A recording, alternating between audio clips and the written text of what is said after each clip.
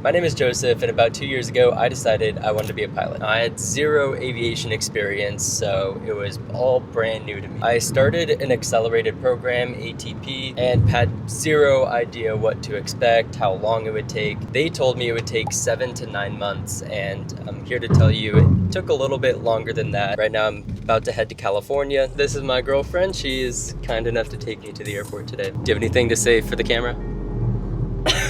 You heard it here first, folks. I hope he has a good, safe flight. Yeah, me too. I know, the driving's the worst part. What? Save me. So let me get through TSA first, and we are gonna talk about that.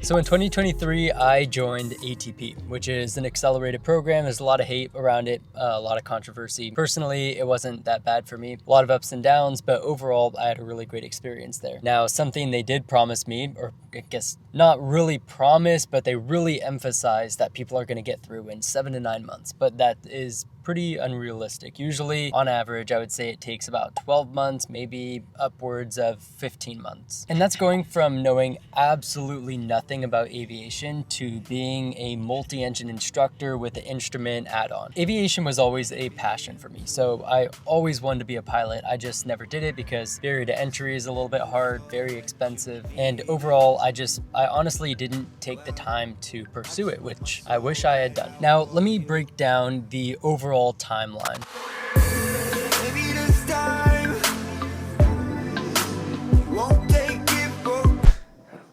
I slept for probably like 15 hours, and I was gonna film and finish that video, but I was just so tired. I think it's just being tired from a year and a few months of just non-stop training. Haven't taken a vacation, not that this is really a vacation, but haven't taken a break, have had very few days off, and when I got here to my parents' house, I just kind of crashed and slept. Okay, well, let me finish talking. To be honest, I do not know where I left off. I have my notes here. I'm just going to go through and talk about how long flight school will take you. So first of all, let me just say Part 61 versus 141. Part 61 is kind of just a free-for-all. Part 141 is really structured, and I've been Part 61 my entire journey. The school switched over to 141 while I was in the middle, and I was the last of the people to do the Part 61. So I got to see what people were going through in the Part 141 while I was doing the 61. My personal opinion, 61 is better if you're self-motivated and you want to get through in a shorter period of time. Now, Part 141, it's a really great structured program where you kind of have the outline set up for you of what to study. In my opinion, Part 141 people have greater knowledge than 61 because it's just structured.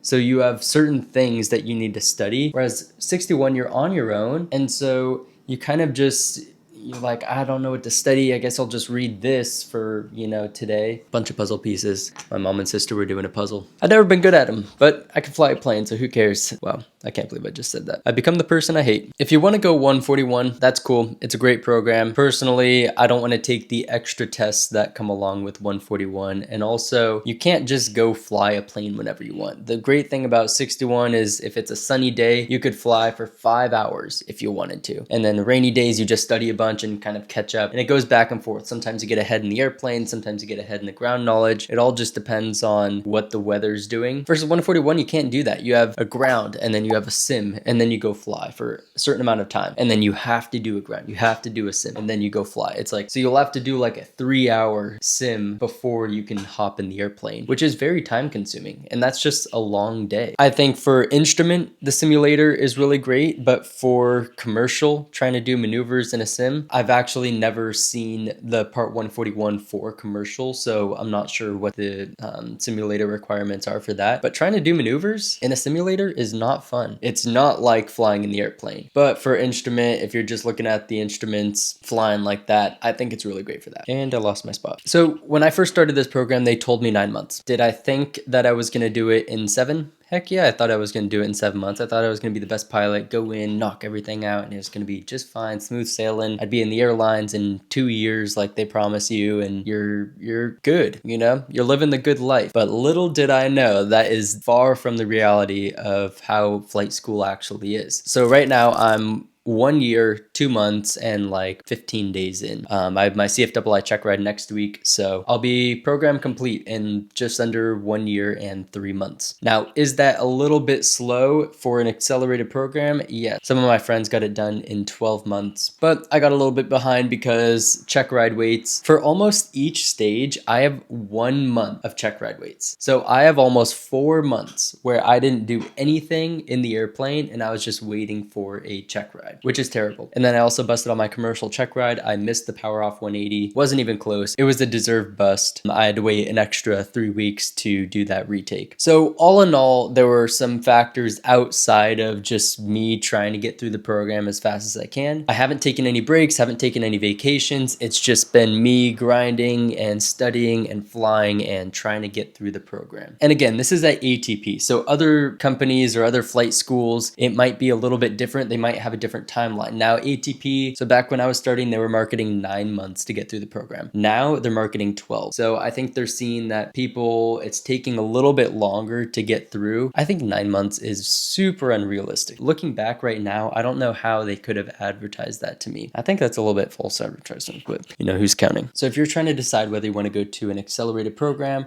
or maybe a little mom and pop shop, do your private, then your instrument, do it all kind of separate as you go. Here's what I would recommend looking at. Number one, can you pay as you go? If you can pay as you go, save your money, go to a little mom and pop shop that's Part 61. I don't even know if the mom and pop shops can do 141. Most likely, the smaller schools are going to be Part 61 where you can go fly whenever you want. If you can pay as you go, maybe you have a side job, that would be my recommendation. Now, the accelerated programs are great if maybe you're taking out a big lump sum of cash, a loan to pay for your training, you're quitting your job, or maybe you're graduating high school, whatever it is, 100% of your time needs to be dedicated to your flight training if you're in an accelerated program. They kind of have a zero tolerance for working on the side, and they don't openly admit this, but I've definitely seen it. They want you to be at school almost 7 days a week, and they're pretty strict when it comes to requesting time off. My school personally needs 30 days. If you don't give them 30 days, then it's kind of like a see you later type thing, unless it's an emergency of some sort. So you have money saved up, you pay as you go, you have a job, then go to a smaller school. Don't go to a school like ATP or any of those bigger corporate schools because it's going to be very expensive. Your money's going to go a lot further at a smaller shop, and you could still have your side job. Now, it might take a little bit, or it will take a little bit longer because, you know, you're going to be working on the side, but you're not going to have a huge loan with crazy interest. I've heard of people having upwards of 15% for their loans for flight school on a $100,000 loan. That's an extra $15,000 a year getting added on top of your loan until you pay that off, which is